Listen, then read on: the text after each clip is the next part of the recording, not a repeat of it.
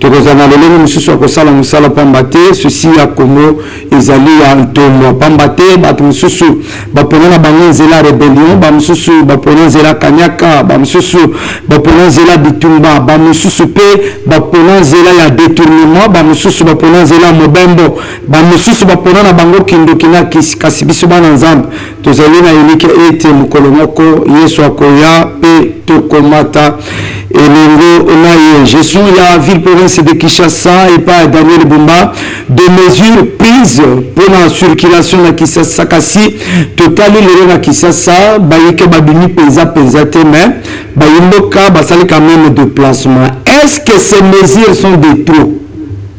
Il faut pas revoir yango. Est-ce que cette fois-ci avec de nouvelles mesures chauffeur bakoto sayango 3000 agents batia bango na zéro pour na faire respecter mibeko bakokende poser ba dégâts ba restation économique banate to bazali formé et puis tokobeta masolo mastali ba accord au gouvernement congolais ali na kati ya ko signer libanda Congo à l'interne baike bali ko senga ete Félix Antoine Tshisekedi azwa courage atia mokoloto na ye na likasa pote masolo mayeba moyen ya kobeta maalo na Congo. Est-ce que toali kolika ete ba démarche nyonso ekoki comporter solution? Félix Antoine Tshisekedi akoyi na mabela bakoko na ngai na Kasai Central kana na mokolo malelo pour que ayeba moyen ko inaugurer ba bâtiment islami bongo kotongana mopanzi wana. Est-ce que bokoti ya tata mokonzi ekolo na kati ya Kasai Central ekofungola quand même branche mosusu ya exécution ya misala pendant que projet ya 145 territoire Chilejelu jusqu'à preuve du contraire ezali ko poser problème pour la finissage, il y a ko poser problème pour la évolution ya misala, il y a ko poser certainement problème pour la étambisami ya province tokosolo lango. Merci na Jamaïque UDPS Tshisekedi cellule ya Jamaïque ezali ko kamana bongo na mwana Congo Serge Kayembe. Je rappelle que Serge Kayembe a été élu conseiller communal de Kitambo aux élections de 2023. Il est aussi le président de tous les conseillers de l'UDPS Tshisekedi. Hier, on était là dans leur réunion statutaire. Jolie a passé un moment solennel d'où on a eu 5 membres qui ont signé leur engagement pour travailler du côté de Serge Kayembe, le président cellulaire, et aussi adhérer avec conviction dans l'UDPS Tshisekedi via cellule ya Jamaïque Tozomi Bongo la commune ya Kitambo. On doit y revenir avec plus de détails. Bande Kobatali numéro ezaliana na se bokobenga bokokomande na mesano pour que tokabola makanisi na mokolo mwa lelo mwana Kongo John botu pebe madame mboti mwana Kongo ndeko Benoît mboti na bao nyonso ba misana déjà kolanda biso toza lelo liboso ya chaîne ya télévision Show TV oyo pesa biso pela opportunité pour to sona ba téléspectateurs na biso nyonso ba la biso ba pesa biso maluba poto ya kolobela bango en premier la pesa na bango mbote la pesa pe mbote na équipe nyonso ya chaîne télévision Show TV. Merci. Tout dans la première question, de nouvelles mesures prises dans Kinshasa. On espère que cette fois-ci, le chauffeur va cotas. Mais quand la fluidité dans la capitale, ça cause des cas de déplacement. Est-ce que c'est opportun? La période de Tozali, dans les civilités, déplacement, il y a poser problème. Baba qui s'est sur les mesures les mesures qui ont été prises par le gouvernement provincial de Kinshasa, notamment par son gouverneur, pas par son dirigeant, le gouverneur Daniel Bumba, les alliés par mesure m'a bêté. Parce que c'est une manière, il y a que ça a été province et évolué dans la recette à partir de la décision. Mais ce que nous pouvons dénoncer que la mesure est vraiment opportunité. Pourquoi nous disons ça? il devrait y avoir un système qui allait être mis en place pour équilibrer ma mesure ou non. Donc, qu'est-ce que vous devez dire? Nous avons vu sur l'arrêté, ce document que le gouverneur a publié, il y a 5 documents qui sont obligatoires. Il y a que les chauffeurs, les auto, les mituka, les moto, les soma. Selon certaines informations, et qui peut valoir jusqu'à 500 $. 570 $, oui. Alors, motuna on a côté que motuna. Est-ce que la mesure on a bakozamboka bazokango en tenant compte aspect il y a vie sociale, il y a la population. Est-ce que nous avons dit que nous avons dit que nous avons à bon terme? Parce que c'est que le gouvernement provincial n'a pas tenu compte que bis public, il y a l'État, ils ont bouqué. Privé, pour aider la population. Et surtout que nous sommes dans la capitale. Ce que nous avons d'ailleurs, le premier jour où la mesure est en application, d'ailleurs, vous avez parlé de la fluidité. Le long, ligne 11. Alors, admettons que disons par exemple, dans arrêt commune. Si vous avez ils ont un ndenge ba transport et salité obligatoirement il faut mona wana abeta makolo de commune ti rompengaba école les obanda peut-être ba cours les obanda na 7h30 moi na la muki na 6h ko beta makolo wana akoti ko roma na école na 10h. C'est l'enfant qui a perdu et cette perte là il y a mon qui ko ça la paix au fur et à mesure que bana bazota na bien te mboka pèse la victime. Parce que tout ça, ils ont tapé dans la baconzabisson. Cette mesure ne devrait pas être prise comme cette forme autonomie moi dictature. Parce que l'autonomie, gouverneur a dit ici, bon, bah, tu es belé dans ce là, bah, tanga, bah, tu vas la primaire. Non! Bah, quelqu'un qui cause d'une manière partielle. Par exemple, nous, on a permis. Parce que j'ai aussi permis au mois de novembre, si je ne me trompe pas. Mais il décembre net, moi courtoisie. Il y a permis janvier et peut-être 6 janvier dans ce cas, ajouter documents sous. Ça devrait être d'une manière progressive. Parce que je peux dire ça qu'il y a une manière de comprendre la population. Même si quand tu es allé à gouvernement provincial, tu es allé à la même balérie. Non, d'ailleurs, on a dit que le gouvernement provincial a mis tout à terre. Parce que le gouvernement provincial a mis tout à terre. Parce que le privé, les réseaux sont la population. Parce que le gouvernement provincial a mis tout à terre à faire ça. Je vais dire qu'il ne fasse pas sentir cette histoire-là, cette manière de pénaliser la population. Vous savez ensemble avec moi qu'aujourd'hui, ceux qui transportent les athées, ceux qui va transport, il n'y a pas privé, les athées, aucune autre société, il y a l'État qui ça a été remplacé pour que la population ne soit pas pénalisée. Alors, aujourd'hui, nous avons vu ça ensemble avec le nom Zéla Mobimana Boulevard. Je ne sais pas si c'est pas oui, tu mets dans ma colonie qui va transport et mati. Mais alors, transport et mati, mais l'État a imposé la population pour que l'État battre en fait, va garder l'État et tambola. L'État enseigne à Bango Basomba de Mikanda. Basomba Mikanda, à ce moment-là, na ordre de l'État. Et puis, si s'il vous plaît. Puisque ce qu'on veut dire, c'est dire que le gouvernement provincial a imposé Bakolumi tout non. Ou bien il y a des salons de vendre la bande à côté. À Sengi na bango pour la circuler la capitale et Sengi nous combinons ça va me coller tout en ordre. N'a pas de combo.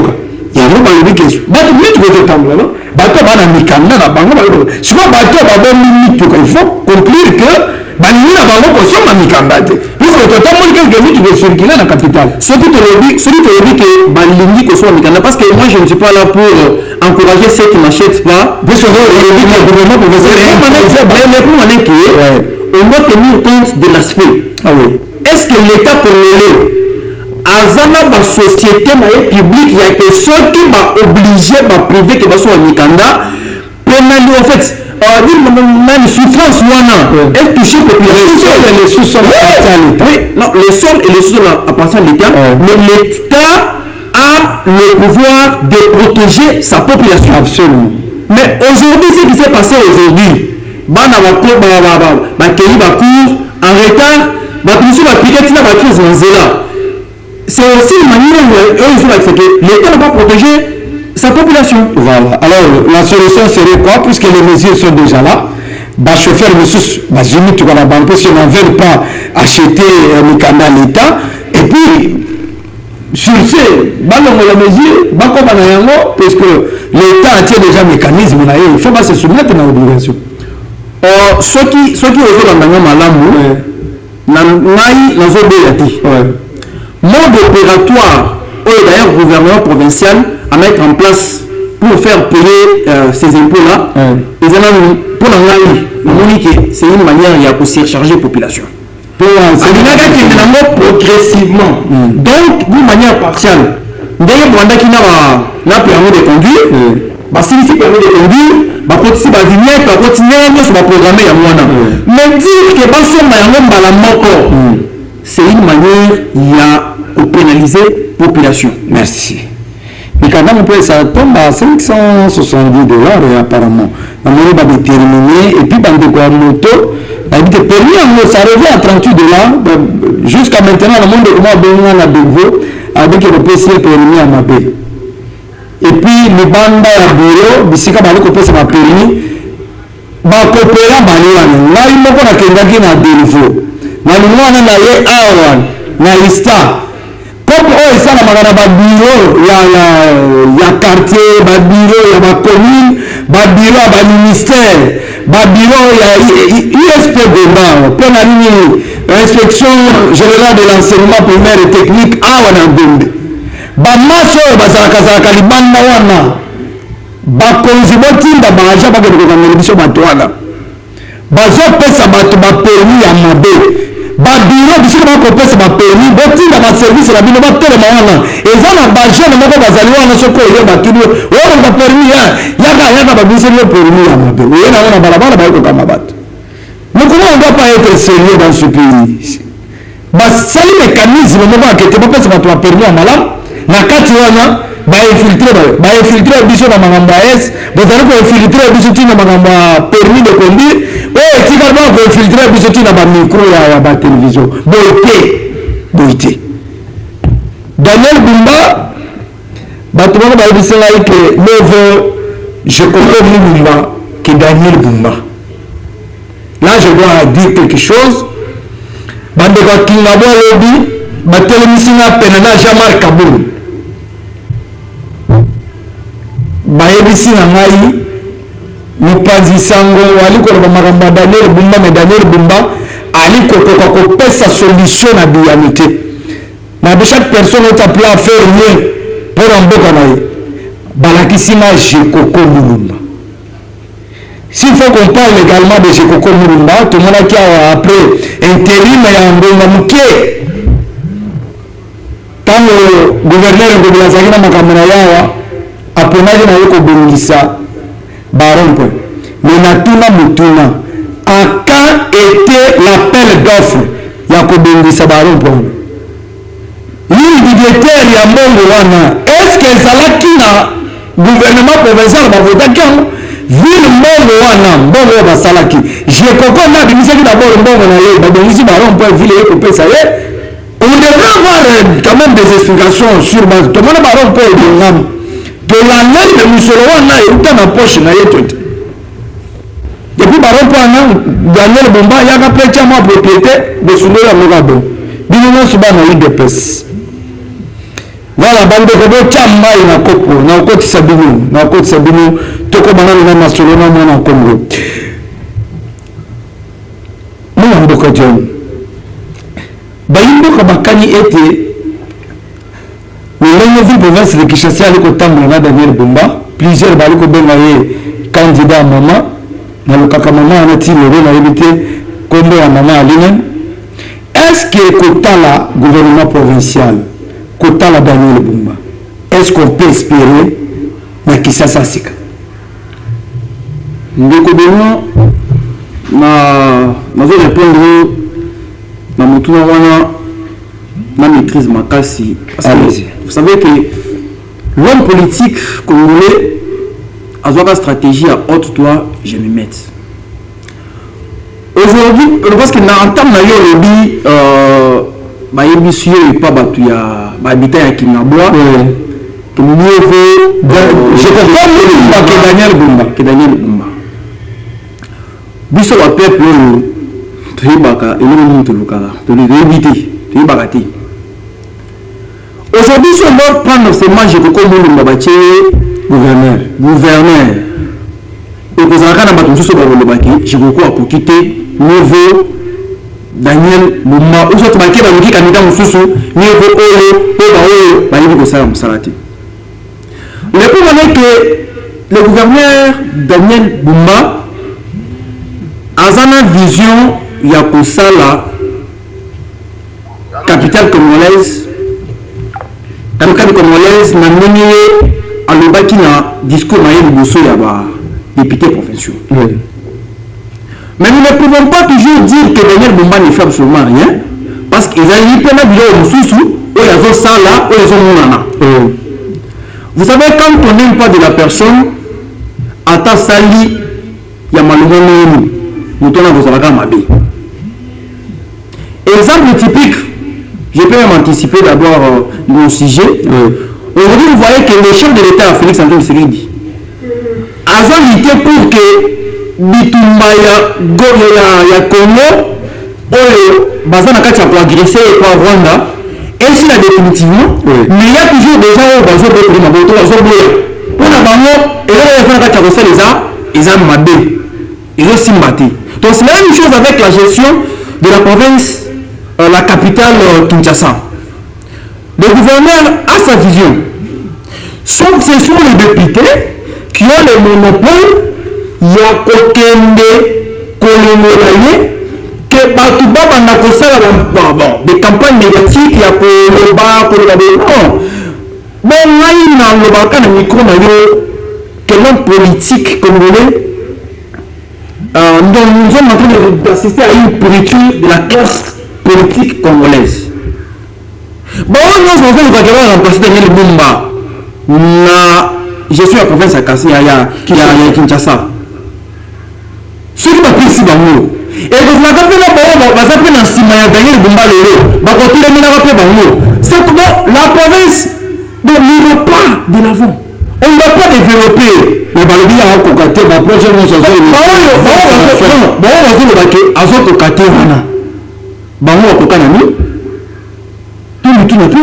parce que moi je peux dire que la ville de Kinshasa, si nous partons vraiment dans le vrai sens, nous avons connu un gouverneur où la Sali Makambo, malgré à cette époque-là, je ne partageais pas vraiment même l'obédience politique. Je vous dis que Jean-Tini Ngobila, il a beaucoup travaillé dans cette ville. Monsieur va trouver qui donne de Daniel Bumba et la Makambo. Non, je dis, pourquoi on a dit que Jean-Tini Ngobila a sali mingi pour la gestion de la ville à Kinshasa. Boulevard Nabiso, na limité. Il y a des lycées limités. Non, si on avait touché, c'est pourquoi il faut qu'on tire que la paix Daniel Bumba, na toujours la carte, Antika peut partir parce que tant que il y a un adage français qui dit quand les deux éléphants se battent, c'est les herbes qui subissent. Ah oui. Au moment où Daniel Bumba à cause de Makanisi il y a bien à cause de la tête. Parce que à cause de la obligé, censé, il y a comme un peu de foot en communicateur, bah les canaux plateau, bah des coins ouvriers. Donc moi, bah quand tu vois ça, la province on a voulu le foot en communicateur, bah on a voulu qu'on valorise la zone à 4 au salon. Non, on doit laisser le pays évoluer, la province évoluer. Que pour qu'on a continué à courte à jambe, non, nous on n'a pas besoin de ça. Nous n'avons pas besoin de ça. Nous voulons que ceux qui viennent de l'extérieur du pays, ceux qui viennent de l'intérieur, quand ils arrivent à Kinshasa, qu'ils ont avancé. Merci. Ils ont avancé ils ont avancé donc la Mikakatano. Donc nous devons s'imposer à la salle à la empreinte. Mais bah ouais, ils ont gérer, bah non. On doit enlever la politique de la haine en plus de moitié du communauté. Et donc on a besoin de l'amour. Pour ceux qui disent que la stratégie à N, le Congo restera toujours les mêmes. Merci. Le Congo sera toujours le même. Ce que tu as dit au Kende, na makambo ya tindika chakal. Bon, si on est capable de trouver des solutions, il faut nous en trouver. Si on est incapable, il est nécessaire de démissionner. Je ne soutiens personne, mais j'accompagne seulement. Si vous méritez, vous méritez. Si vous ne méritez pas, vous rendez la table à quelqu'un qui peut apporter des solutions. Ça serait très important. Le gouvernement congolais signe des accords à l'extérieur et à l'interne, on demande le dialogue. Entre les deux démarches, la solution de la paix durable à l'Est de Kourou-Tanamopanzi. Merci de Koubinois. Question Boutia. Émission Lélo, il faut que la Kissa, peuple congolais, que Bissot Moko, tous les responsables, il y a eux, ils ont commis la Bissot. Pourquoi dans le Big Boom? Aujourd'hui, la République démocratique du Congo est en train de traverser un moment très difficile. Ouais, que tu récupères un jour. Tu récupères Congo la Kaboula. Parce que les amis là à l'interne, à l'externe, on est basé d'accord que Congo est Kaboula. Baza est belé. Et d'ailleurs, baza est dignitaire, on est bazouaka. Mais besoin n'a été biso pe ba oto za na kati ya koya tous pe l'unité. Signer des accords, c'est bien. Les dialogues, c'est bien. Mais ces deux processus nous amèneront où? Ah oui. La République démocratique du Congo, c'est un pays souverain et il faut qu'il soit respecté et il doit aussi se faire respecter. On a signé des accords ici. Moi, je m'attendais qu'après la signature des accords, il y a Washington, aux récits intermédiaires de Donald Trump, Bitumbaouro, Ilunaki et Sila. Malgré ma avancée Zali, mais Bitumba est silité. Pourquoi Bitumba est silité? Parce que Bitumba est dignitaire, il peut savoir quoi dans un cas à l'interne. Na wotu ko ba ki bango bazo bomu bazo na pe ke bisope tozo bomu kala na mboka moko. Et si il veut toucher le point, il y a dialogue. Ndeko tout entre biso et Congolais. Dialogue les opposants bazo senga oyo. Et ça n'a importance ni et ça n'a impact ni na bitumba oyo et ça n'a est. Mais puisque les Congolais monsieur se décourager par rapport peut-être à mandé les autres qui ne va pas rebelle. Ndeko tant que les Congolais monsieur va décourager la rébellion. Ils ont participé, ils ont pris ça souci makasi dans mon thème. C'est le Congo qui nous réunit tous. Nous n'avons que ces pays. Comment est-ce que pour vos frustrations personnelles, vous allez créer des mouvements rebelles pour que bon, et après, boye bosengi dialogue bovandi na mesa bokaboli pouvoir mais bato oyo bakufi wana mitema bavi na bango bokati mpena bokati na katikati ngai na kofuta bango. Il y a des familles qui ont reçu des coups grâce à ces guerres ici.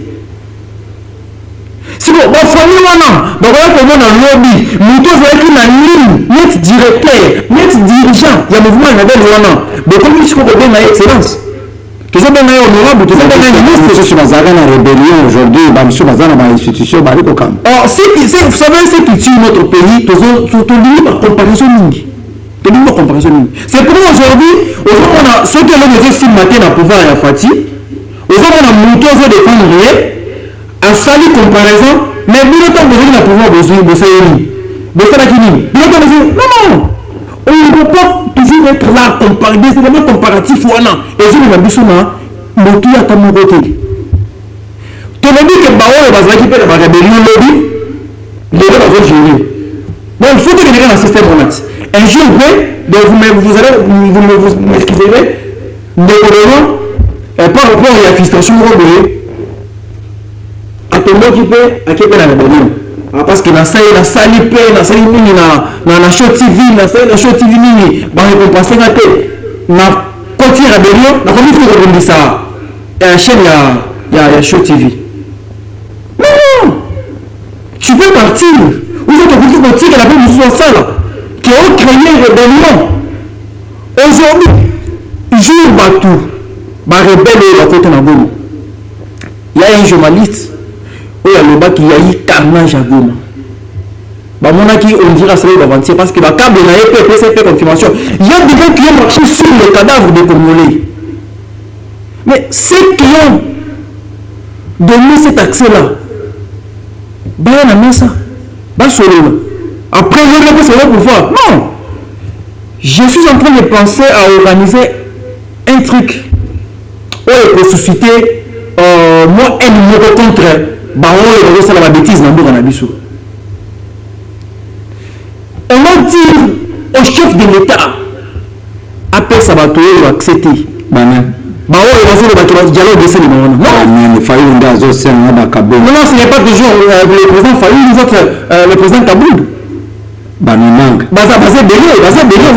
Oui, vous savez qu'il y a une vidéo où il tambola dans les réseaux sociaux. On a une angazoloba qui se dit attends combien de morts. Vous comprenez? Donc nous trouvons un bateau pour que Bappé ça ait accès à ce pouvoir, à ce pouvoir. Alors on a qui se dit dans le pouvoir pour le quota. Mais on continue. Vidéo, ils allaient dans les réseaux sociaux. On a une anga. Alors Bappé est mort. Qui se dit attends combien de morts. Donc, bon, on va coucher pour aller et vendre le côté. Il faut pas qu'on fait belé. Mais comment, si peut-être jeter à la responsabilité, il y a un mot qui est un conseil chef de l'État, conseil de l'État qui s'allie, les abouis. On dit ma dialogue, car c'est ça la nuit. Il faut renforcer l'appareil sécuritaire Yambo Cannabis. Parce que le dialogue, on attend de ça la Yambo. On sait la monnaie va Congolais, va filtrer, on a des méthodes d'économie dialogue. C'est des corneilles, le Bertrand Bissimo et les autres, les Macken et consorts. Daniel Saf, il faut que Bakeli. Bakoya, c'est que Daniel Saf a un kanda bon. Tovani à table, to sololi, et après, tu as le pouvoir parce que les dialogues, tout doit aboutir toujours au partage du pouvoir. Bakaboli dans le pouvoir. Mais sans oublier que le Rwanda, son président a dit clairement que cette guerre, c'est le cas qui s'est édifié à mener, c'est ni le président Kabila a talent qui va présenter la chef de l'État. Mais cette guerre, c'est parce que le Congo, lors du partage de la conférence de Berlin, il y a la Bénin à Bissou. Vous comprenez ce que utilité ya dialogue oyo bazosema nini parce que au moment jusqu'à on n'a pas une crise politique biloko bapoliticien bazoloba oyo eza lokuta vous me permettez d'abord pour ce terme là eza lokuta oui nazomona yango téléspectateur baopposant wana bapoliticien bapermettre nga naloba yango eza lokuta jusque là eza une manière ya crise politique oyo baopposant bazona kati ya koleka bango moko bazolokango na nini exil forcé, arrestation, papa, nous sommes en train de partir vers un chaos dans ce pays. Oui, que ce soit comme le président Boka, Andini, Bamagambo Bazo Bissaï, le Congo ne doit pas développer. Il faut que le chef de l'État Félix Tshisekedi, Atika va empreinte la gestion. Il doit laisser ses empreintes comment? En renforçant l'appareil sécuritaire. Azonisa autorité de l'État na mboka na biso mobimba. C'est un diplomate avant que ça politique. Mandat est aussi là. C'est constitutionnel, mandat il fait si. Mais tant que aussi là, à aussi qu'à ce merci. Donc le mandat est aussi là. Aben il s'est barré le roi d'Aboni. Mais sans oublier que Rwanda nazo bolisa biso. Ba autonomie so ezalingo Rwanda nazo utiliser bango. Bango le pouvoir, basé ici sur Bomengo, Rwanda 2, 3, 4 ans après, basé ici sur les tours de Ramadan à Bissau. Mais à quoi c'est le dialogue? Merci. Merci mon Congo. À quoi c'est le dialogue? Mais ce qui y a que ça les alliés, Zélano so, y a les communes qui mènent à Est, tous alliés pour appuyer, mais message un peu fort, na baïke bali kokana été pour la kokoma ministre, kokoma député. Comme président de la République, DG Sonoro Pakala, il faut qu'autant de l'école Makila va congolais aux alliés comme Mikosa. Parce que je l'ai toujours dit que ceux qui ne l'ont pas eu, Karo Bali Koya Bayi sang. Les sous de quoi est Basali, ils ont Kobo Tamaba congolais. Ceux qui m'ont Tamaba congolais étaient peut-être encore subir l'humiliation. L'erreur en est que biso pe ba congolais tenu na biso na biso te. Soki mutu azali na ngambo na ye bamema ministre aliko mibwaka poudre lekolo mwana azwi diplôme et il oublie qu'il a une responsabilité, un défi à relever. Aux amis ministres bakobwaka ye poudre na mutu c'est notre tour. C'est ça, c'est là le Congo ne se développe pas. Le Congo ne doit pas se développer seulement avec les politiciens. Non, il faut chercher des experts.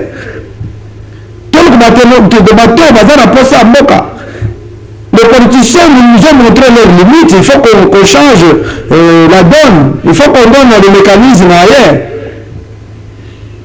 Dialogue, oui. Pour quelle finalité? La guerre, oui.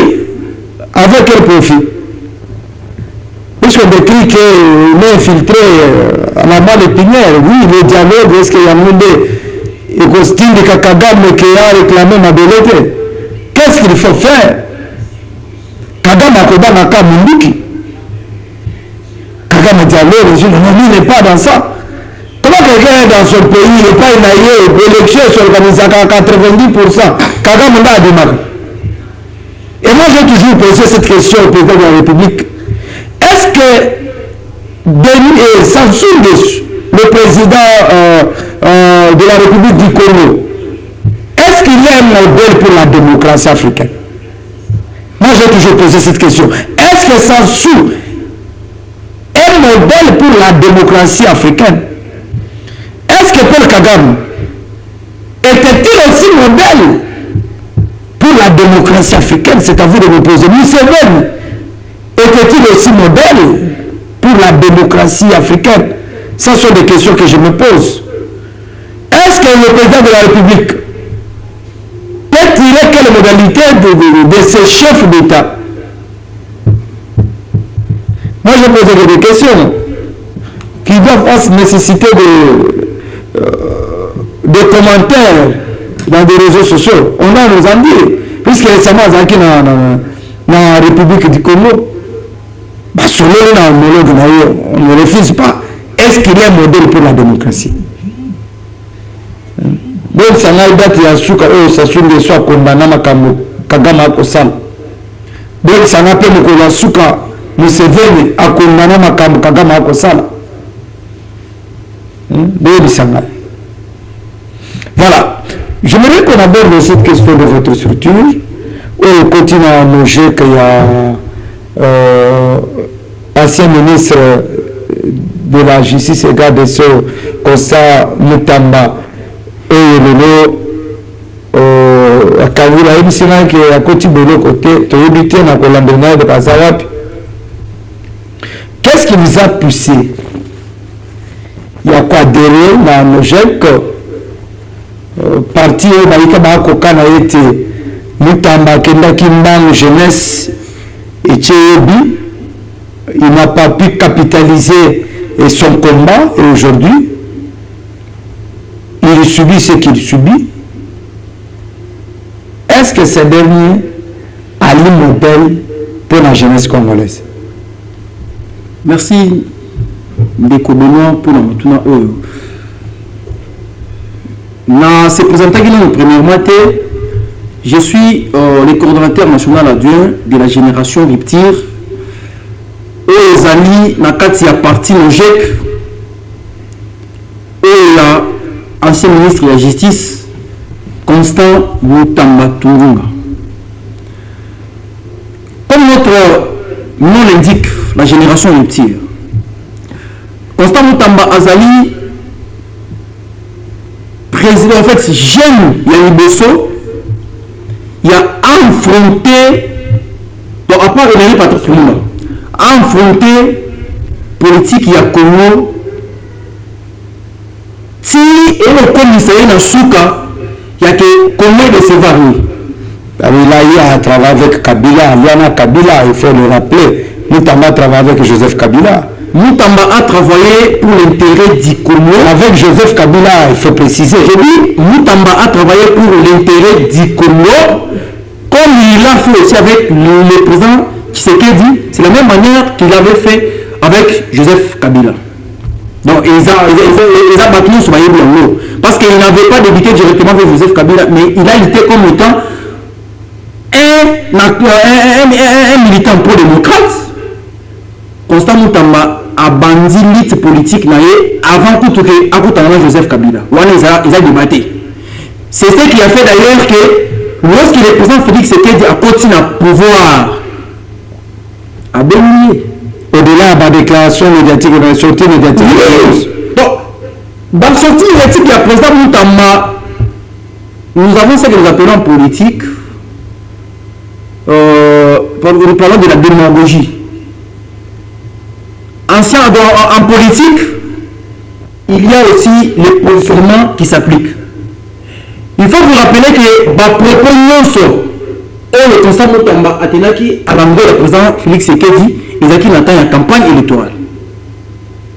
En tant que candidat numéro 2 dans l'élection présidentielle, il ne pouvait parler de tout ce qu'il tenait comme discours.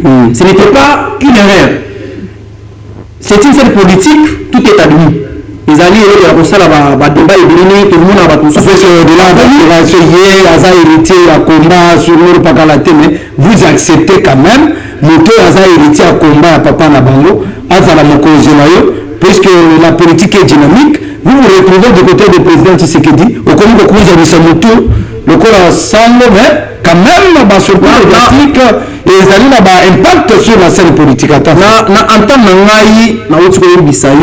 président Mutamba a travaillé pour l'intérêt du Congo. Il ne travaillait pas pour l'intérêt d'un chef de l'État, il ne travaillait pas pour l'intérêt d'une personne quelconque, mais il travaillait pour l'intérêt parce que c'est une mission qui lui avait été donnée par le président. Je dis ceci, cher journaliste. Si le président Mutamba travaillait pour le chef de l'État, on a été que jusque-là, Alignaki a nous retrouvé dans Makambo Oyo, Bakotisi. C'est clair. Je mets quiconque en défi. Depuis que le ministère de la Justice existait dans le Congo, quel est ce ministre-là? oyo akominie pena na population neti Constant Mutamba nazoloba yango na balobi azalaki nazoloba yango atiki papa na bango kuna na Assemblée nationale s'il travaille pour la jeunesse comment est-ce que papa na bango peut se retrouver député national a déjà mokolo akomi si ye suppléant na ye yango bato mosusu na échec balobi cette conscience là n'existe pas nauti koyebisa ye na ntango na mwaki boye la politique eza pe jeu d'intérêt yango atindi papa na bango ezali jeu d'intérêt parce que ezali nango ata moko te oyo epekisi ke mutu un député national akoki kochoisir suppléant azala membre ya famille na ye te eza fait automatique te ye kotala combat cher Benoît mwana Congo ezali badébat oyo ezomema mboka na biso liboso c'est lui on est en face de qui je dis ceci eza na mboka na biso liboso te c'est parce que eza mpona boye le Congo a beaucoup à faire. Il ne faut pas que vous allez tout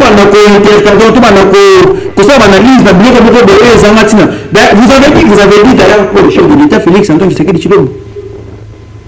Si Félix est devenu chef de l'État, il y a 90%, il y a le PCA pouvoir et ça ne sera pas naïf. Bon, on œuvre pour la République. La même chose que le papa de Constant Mutamba, le président Constant Mutamba, où dans le Parlement, a travaillé pour la Moka. Donc il ne faut pas que ça là-bas débat. Non, ce sont des débats, on peut dire, de basse classe. Non, oui. Sur le débat de basse classe, c'est-à-dire qu'il faut qu'on change cette constitution qui énerverait les uns les autres. Alors, non, il n'y a aucune loi qui interdit ce qui s'est fait dans la famille de Constant. Mais puisqu'il est jeune, il combat pour une génération future, pourquoi ne pas choisir un jeune à la première suppléant à occuper le siège de l'Assemblée nationale, mais à celle quand même choix le papa. Non, je n'ai pas le monopole de garder une question. Aujourd'hui, toujours les partis mangent. Merci. Aujourd'hui, toujours les partis. Pourquoi tu as connoté? C'est un membre de famille à la pourquoi tu as connoté? Les enfants ont ça. Pourquoi besoin comment opposition républicaine? Puisque nous avons une bâche de l'opposition républicaine. Donc, vous savez qu'il a pouvoir tant que nous tamba. Vous savez que le ministre, on a besoin de pouvoir. À quel coup, on a papa fermé, vendre. Donc, on a dit que papa wana comme on a un bureau na yete. Papa wana. Bino ba jeune. Sikoyo, avant de place avant de, besoin de pouvoir, tout besoin de opposition. Le moteur de l'opposition pour nous toujours pour l'opposition républicaine. Mais d'ailleurs ça se signifie. Si on a un plateau dans les awa, on retrouve un opposant dans la majorité. C'est moi qui pose deux questions. Bon, je ne sais pas ceux qui attaquent les spectateurs à la émission est partout. Là aussi, on va répondre à la moutière. La situation de l'opposition républicaine, le constat Mutamba a imposé dans le Congo, c'est que il y a malamu de Betty Maboko, pour appuyer. Il y a Mabé, de Télémoli. C'est la signification de l'opposition républicaine. Constant Mutamba a institution. Constant Mutamba a faire apparaître le tiers de la communauté. Nous savons très bien qu'autrement, quand on parle d'un opposant, d'ailleurs, ce sont des ennemis, c'est pourquoi la casquette mais ce n'est pas la même chose avec Constant Mutamba. Constant Mutamba a accepté de travailler avec Félix Antoine Tshisekedi. Il a challengé l'élection présidentielle de la justice. Exactement, après ça, le ministère de la justice. Aujourd'hui, Constant Mutamba n'a pas été aujourd'hui. Vous avez vu combien il y a des communicateurs et des chèques, on va l'équipe dans le plateau pour inciter les chefs de l'État, pour vilipender les chefs de l'État. C'est pour faire voir que c'est une classe politique autour de la carte formée à Sika. Merci. Papa, on a opposition dans mon politique, il y a une opposition à chef de l'État, c'est du malam, tu encouragé à ça, il m'a dit pouvoir, toi vous allez dans l'opposition. tozali na pouvoir te, tozali na pouvoir te, tozali na opposition républicaine ensemble mboka s'il vous plaît. Mutulu na ngai za koyeba le chef ya maître Constant Mutamba na tali bisika nyonso bokomi kaka opposition républicaine. Mutuna ona kotuna yo bozali na kati ya pouvoir to bozali na kati ya opposition. Toza na pouvoir te, toza na opposition républicaine. Opposition na républicaine radicale soki nini wana te ngai nayeba ke bozali na kati ya opposition bozali na pouvoir te. Toza na pouvoir te, toza libanda ya pouvoir, mais tozo telemi na pouvoir te. Mais j'ai quand na kati ya majorité ya union sacrée te. Azate azali na pouvoir te, azali union sacrée te. Soki azali union sacrée tangela ngai na ba réunion oyo professeur Mata agiraka cadre ni ya loger ka kinana place. Merci. Kana maboko tozo soki c'est na rubrique ozali jeune ya ko soutenir maître Constant Mutamba. Pour soutenir Van Walesa, qui est le président à l'intérim de Mojek, autocopé Sangote, na équipe na Mobimba. Par la caméra, nous n'avons que 4 questions à vous poser. Oui ou non, après Mutamba Koliana Kabila a changé casquette à Kolina Félix. A changé casquette T, à la même côté, nous avons la vision de Samboka. Oui, non, Mutamba a traité Tata Mokonza école d'héritier d'un combat politique. Certainement, ils allaient payer à l'écouter. Félix Tshisekedi, ceux qui ont se retrouvé aujourd'hui chef de l'État, ils allaient mettre comme à papa, malgré qu'il luttait, ils allaient faire comme à papa, et ça va que Batouba peut se confiance. Et aujourd'hui, c'est l'un de Tshisekedi qui est en train de vibrer partout. À lui et place, il y a comme il y a Chilo. Oui, non, Mutamba Constant s'est reproché de quelque chose dans le ministère de la Justice. C'est reproché de quelque chose, au moins que vous me le dites. Nous, qui sommes est-ce que Mutamba se reprocherait de quelque chose dans le ministre de la Justice? Malobi Boui. C'est pas oui ou non, Toleki. Non, on dit qu'on répondre oui, non, parce que je ne sais pas le contenu de la question que vous avez. Oui ou non, Mutamba Bakanaï Maboko na sac. Bakanaï Maboko na sac. Et ça, Motuna Oyo Nakoki ko répondre yango na ndenge ya challenge te boye, il faudrait kotalisa. Kobenga tambo téléphone ko pesa ka numéro na yo. Obenga ka mutuke, mbongo balobaki Constant Mutamba. To bakana te ya mabe ayibaka. Ils ont un beau naïe, ils ont un beau qualité. Bon wana, et ça la nuit. Merci, merci. Ouais, quand même, plus sur ma plateau.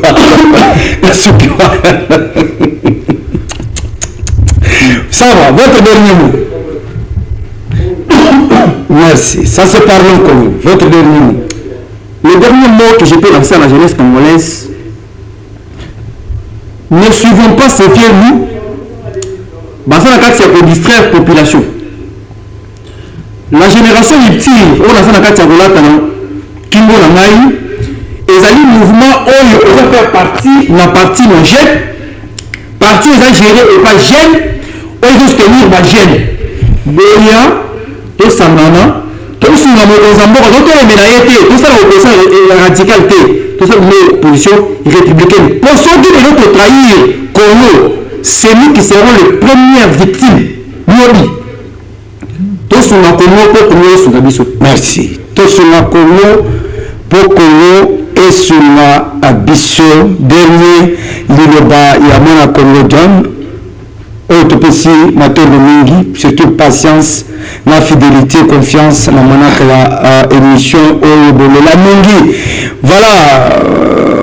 Je crois que déjà tout au long de cette semaine, beaucoup de sport Copé Sabino, il y a programme Yassika pour la 2026, il y a émission à 2000 à Show TV, émission réalisée et pas une à Congo, Papi Kelly Blabla, Sima Binili, tout ça qui est à Congo, le soleil coordonné de chef Papi Samba et le monde bango de Musala et Salamina Mukolmalelo. Rediffusion émission Mini sur Show TV.